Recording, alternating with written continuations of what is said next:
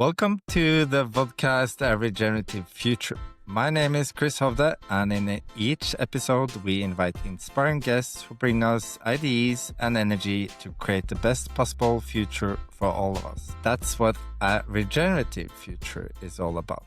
And in this episode, we, all the way from Amsterdam, have the great pleasure of welcoming Ahmad Joudeh. He grew up in Syria in the middle of war and chaos, but chose dance as both his language and influence to make the world a better place for all of us. His powerful performances and story have touched people all over the world, and he was even at Oslo Business Forum a couple of weeks ago. From the streets of Damascus to the stages of Europe, and dancing even with the Dutch National Ballet. So there's one heck of a talent in this room today.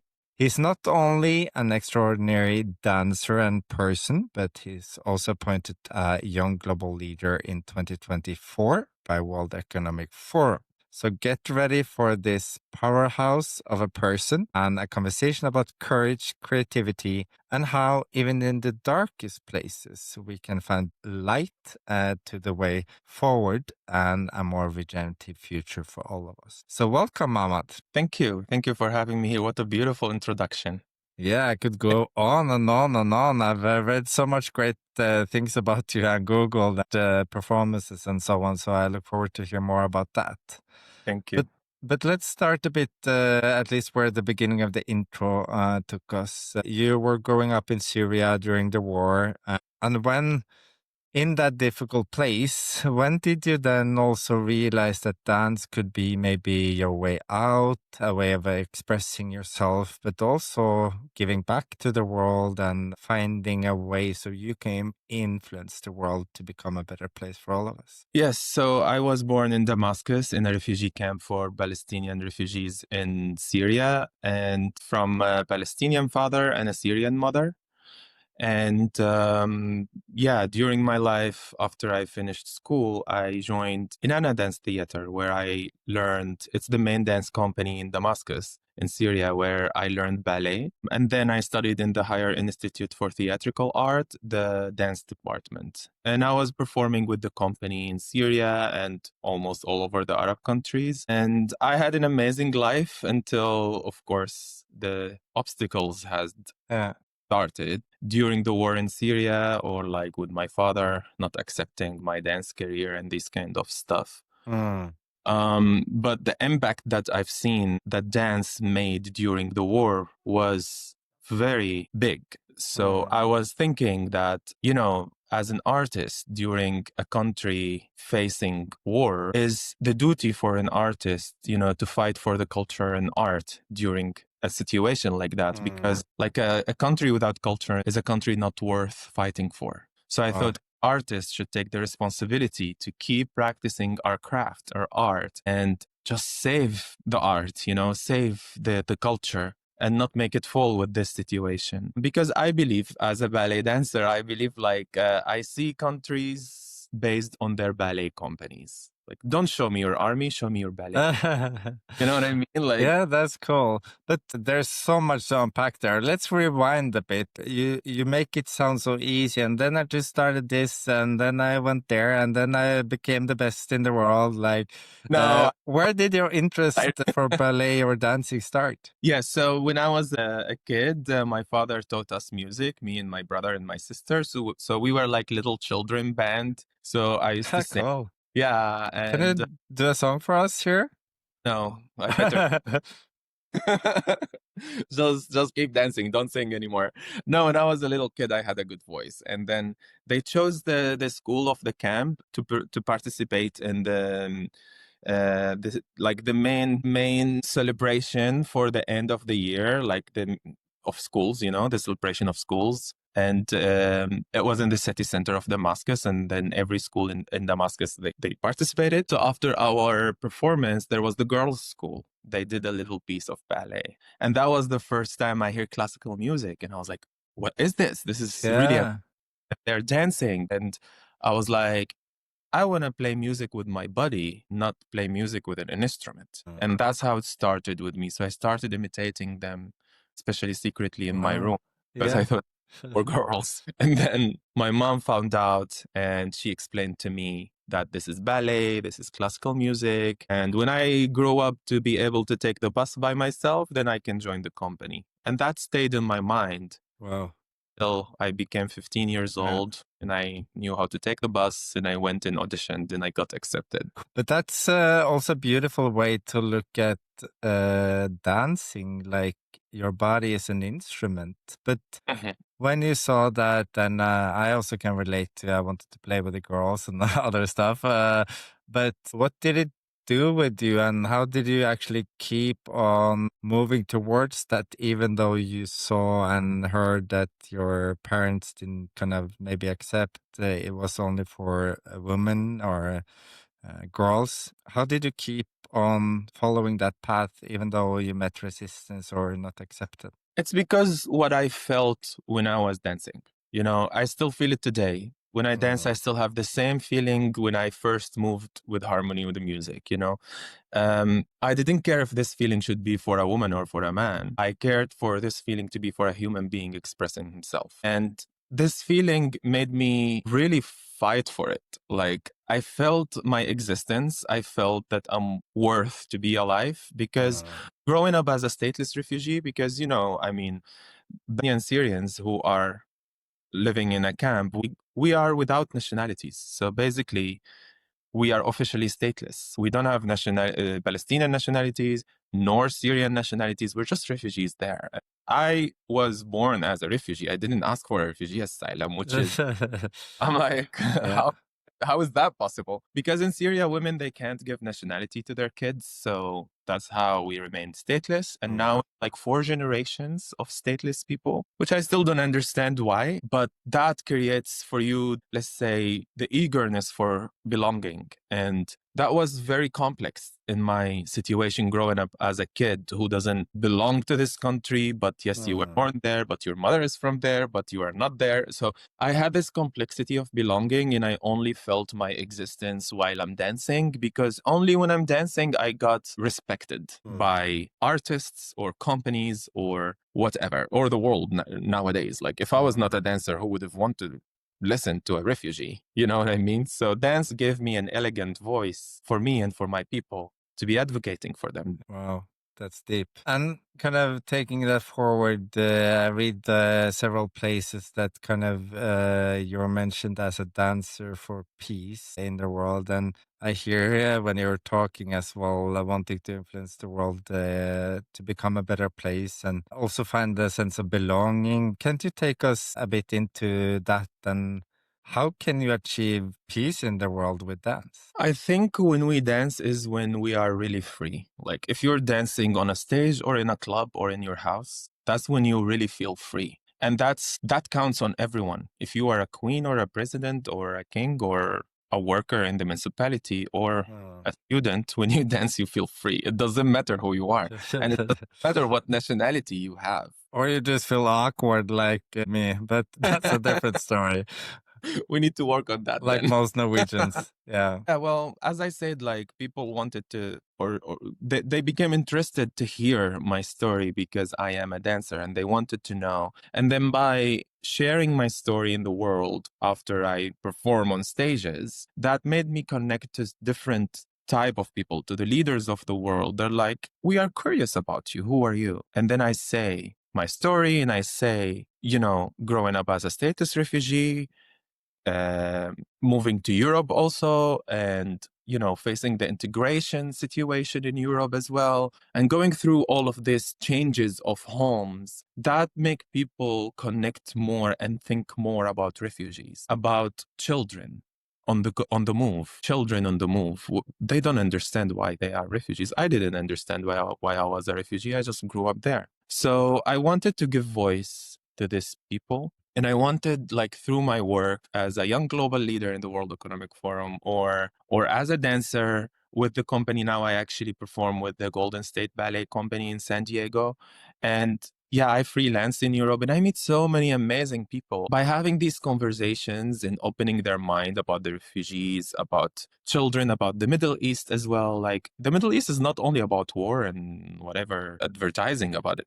We also have a beautiful culture. We also have beautiful dance. So it's a reflection through me or through the artist me about my people. And this way, I think I open the minds of the people I meet through my career about my people. That's beautiful. And I think it's so important in the world today that we show that it's not only black and white or it's not only what we see in the media. I think on the macro and the micro, all individuals have a lot of different colors. Maybe they're not showing all of them, but like we should also be wise and smart enough to understand that, yeah, I might see this identity marker at the moment, but he's probably also a dad and a partner and a friend and all of that, especially maybe when we meet resistance or friction between each other. Yes. That's really beautiful. And all countries have a lot of amazing things, but also, of course, Norway as well. A lot of troublesome things that should be improved. And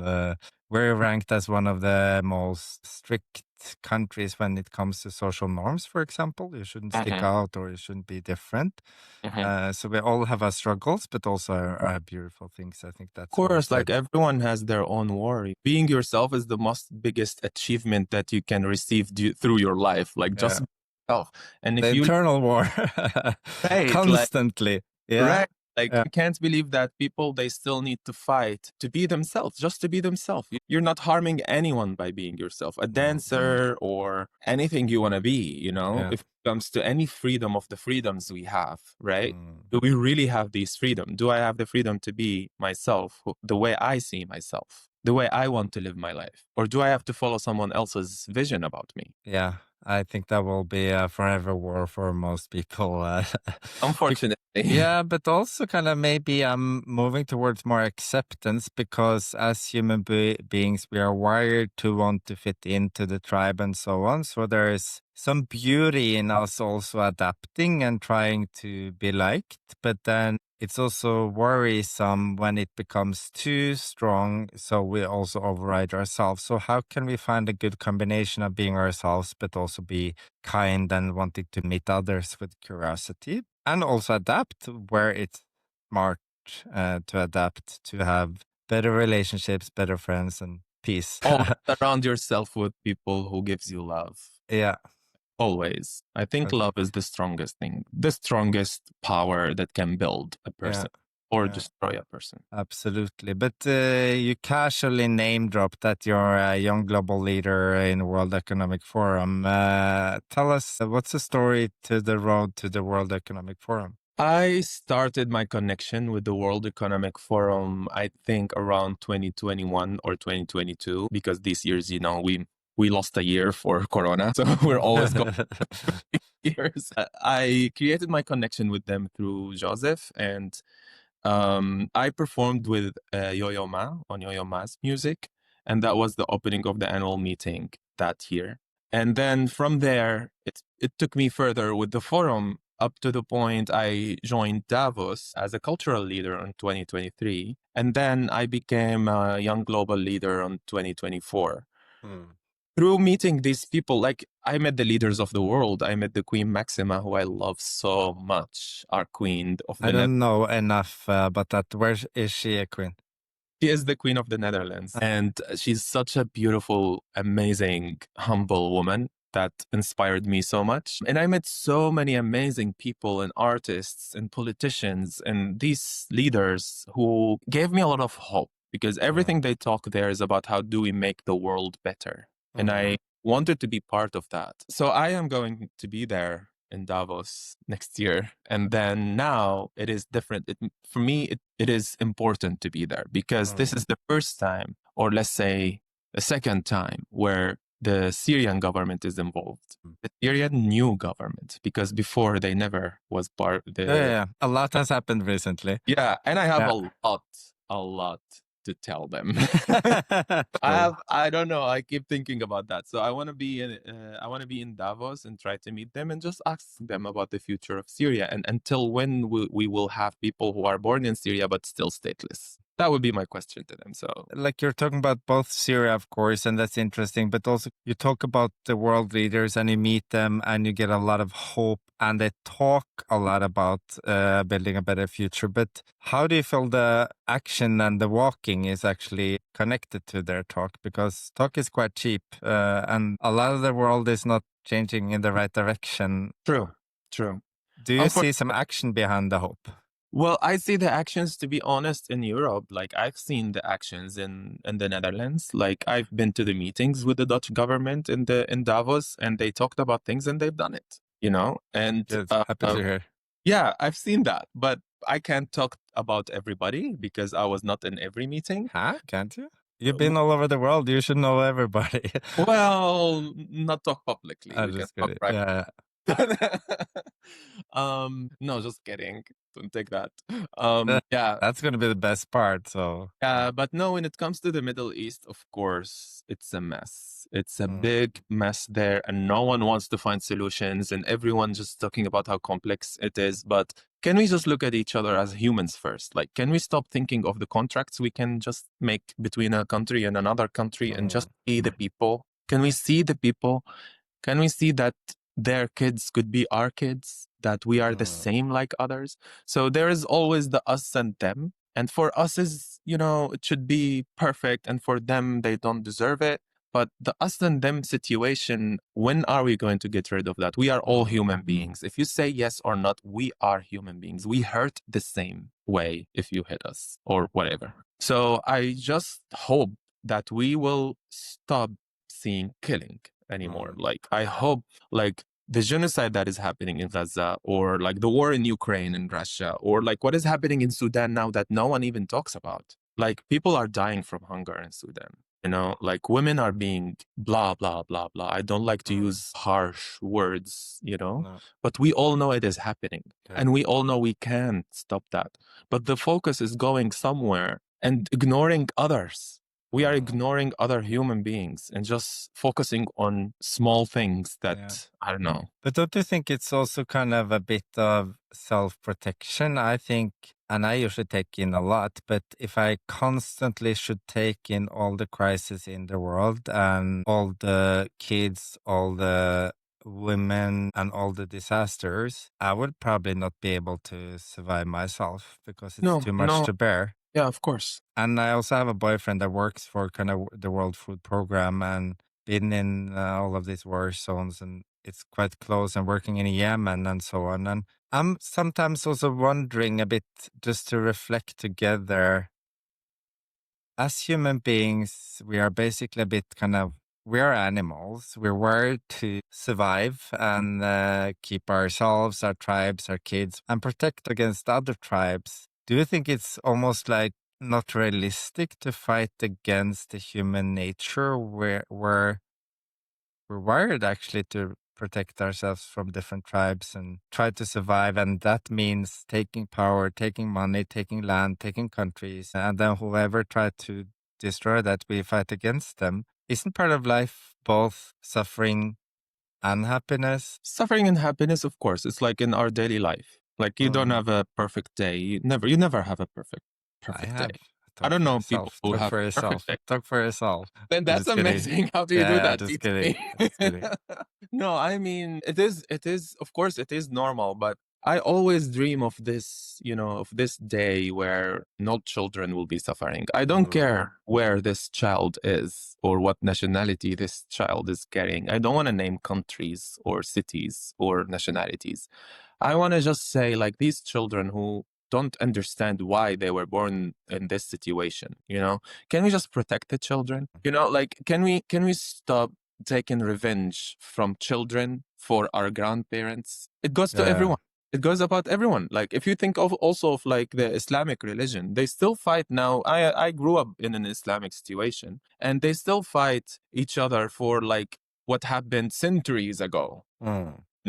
And they kill by that name. Grow up. Grow up. I think that's a really good advice. All the world leaders out there, just grow up. I know at least a couple of names, I think. Don't kill me. Don't kill me. Please. Yeah. No, that's true. And it's But when you were I know you're joking, but in this powerful message, standing up against a lot of the bad things in the world and also talking straight shooting to leaders out there, like how do you deal with maybe your own fears or potentially also your own security when you do this kind of things? Yeah, I mean, I was, of course, my head was wanted for ISIS when I was in Syria. And still, I can't go see my mother because I don't feel safe going to Syria. And that is valid on every free minded person from there. You know, it's not only about me, it's also about so many people. They don't feel safe going there. Not because before we felt safe. No, we left the country because we don't feel safe living there. But we hoped that this freedom would bring us peace and safety. Still not yet. I hope it's gonna happen in the future. I have the hope for it, but still not yet. And no, I am an outspoken person and I'm a free person. And I have been dealing with threats since over 10 years. Over actually 15 years. And I am over the fact that cold fear. I'm done with it, you know? And teach me. Like seriously, what's gonna happen? They want to kill the worst that can happen. And why would you kill me? I didn't kill anyone. I didn't harm anyone. What do you want? They threatened me just for being a dancer. So not for anything else, you know what I mean? So people who think this way, how can I change their mind? I will just be dancing somewhere that I would feel safe. And with time, when I'm getting more known, and as you can see, I say things plainly. I'm just honest, and I learned in the Netherlands to be very direct, and that's how the Dutch people are. Yeah, great for you. I am officially Dutch now, so I'm practicing my Dutchness by being very, very direct. But yeah, I mean, threats are there since over 15 years, and even it got very more and more big now that you can find it on even TV. And when I visited Syria, it was on TV. There was a reportage encouraging people to go get me. You know, and it still exists now. If you Google it, you'll find it. You'll find how they are saying things super lie. Like they were lying and just like saying things that to let people go get me. Like, oh, he's here to teach your people how to dance, kids how to dance, and like, you know, get away from God and these kind of stuff. You know, and he's a spy, and he's whatever. I'm like, spy, Matahari. I love that. That would be cool to be.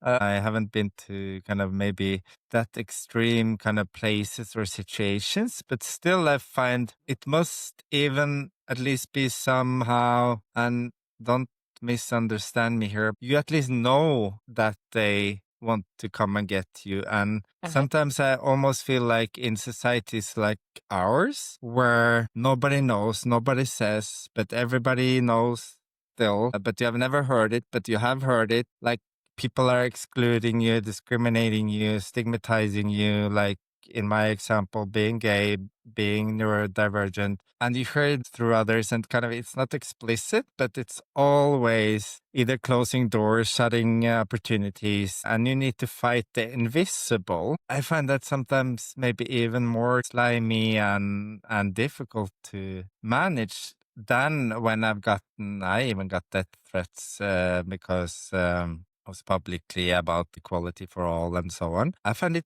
easier to deal with when somebody threatens me on my life with their own name than all the rumors and the things that you don't get explicitly. Yeah. Well, if they dare to face you and say it in your face, then it's easier than just hearing it around. Well, in my situation, I think this is this is weird to say, but here it is. Like, I think I did what I should be doing during my life. I have a book. I wrote my book, so my story is there forever. I have several documentaries about my life. One of them is premiering in November in San Francisco Dance Festival, which is an amazing documentary. And it will be a world movie very soon, I hope. I am doing things for the first time that has been done. For example, I'm going to be dancing the Arabian dance in Nutcracker in coming season in December for Christmas. This is the first time the Arabian dance in Nutcracker is going to be danced by an real Arabian ballet dancer. Ooh la la. So I am original OG. Exactly. So I'm doing stuff that cannot be erased. If they kill me or not kill me, they cannot erase what I've done. What I've done is going to stay there forever. and my story will stay there forever. And I have peace with that. They will never kill me. Artists don't die. Wow, that's powerful. I love that.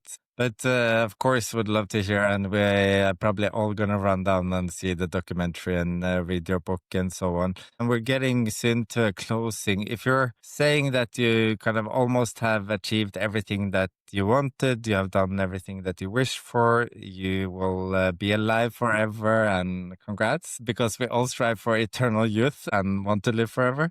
But what are your dreams then for the rest of your life? You have many, many decades more to live. What's your dreams for the future, and what do you aspire to do now? I think when I said like I lived all my dreams, which is for me, with the person me, this is done. What I'm living now and what I'm doing now is for others. Of course, also being myself, I am an inspiration for the other young people in Syria or in the Middle East. The fact that I could make it to perform in the biggest stages of the world, that gives them hope that they are also able to make it if they work really hard, if they believe in themselves. The fact that I'm living the life I dreamed about, that also gives them the hope that they can live the life they dreamed about. It's not about getting out of whatever and just go fight for yourself anytime. No, it's about fighting for your time, and it's about fighting for yourself in the right time. You need to find the right time to come out and say, I am who I am,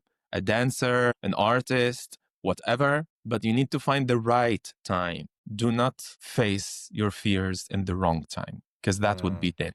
That's what I would say. I'm doing this. Every success I have is a reflection for these young people who are now striving for life. They want to live. They are starting to create their lives. So that's why I keep going. That's why I wrote my book. That's why I did the documentaries. And that's why I am performing and speaking and doing all of this, just to inspire other people. Because that's what I needed when I was still in the camp. I needed to see someone who can confirm for me that, yes, I could make it. No one did. And I want to be the person I dreamed to meet when I was back in the camp. Yeah. And I think to me, you have way surpassed that, and you have done more than anyone could ask for. So that's amazing to hear. I want to ask you a final question. You give and give and give and give. What do you do for only yourself? I am loved, and I'm super lucky for that. I have a beautiful life, and I am healthy, and I am loved, and I am in love. And I just say love is the most powerful power a person can have. And I assure you, this is the source of my strength. I think that's a good balance, since we wanted to color the full picture. If you're in a situation where you get a lot of love, you also have a lot to give back. And most of us who gives a lot have a lot of people behind us that also give us Of course. We are not just ourselves. We are all the people that supported us. I am all the people that supported me to reach where I am. There's a lot of people. I can't start even naming them. We don't have time for that. Stop. Like, No, it's like, of course. And of course, thanks to everyone, and they know themselves, who have been supportive. Last advice for the listeners out there, so they can help you fulfill your dream of having peace in the world. What is one concrete thing everybody can do, or a step they can take to contribute with a better world and peace? I think if we just start with ourselves and teach ourselves to look at each other, or to look at the other person as the human being, regardless religion, nationality, country, or anything. Let's see each other just person to person, human to human, and keep everything that they taught us on the side. That's great. See everybody you meet as just a fellow human being. Yes. I'll let that be the mic drop for today. And thank you so much for joining us with your inspiring story and your strong heart and also wise mind, Ahmad. That was nice. Thank you. Thank you for having me. Thank you. And thank you to all you who tuned in to the Regenerative Future podcast, where we invite amazing people like Ahmad every episode, so we can get inspired, so we can create a better world for all of us. Make sure you follow the podcast on Spotify, Apple, or YouTube, and then also send us please a message if there are some ideas or things we can do to improve and make more value for you going forward. Until next time, follow Ahmad's advice and see all human beings as just humans that you meet on your way. And then we can take a lot of steps towards a better future together. See you again soon, and goodbye.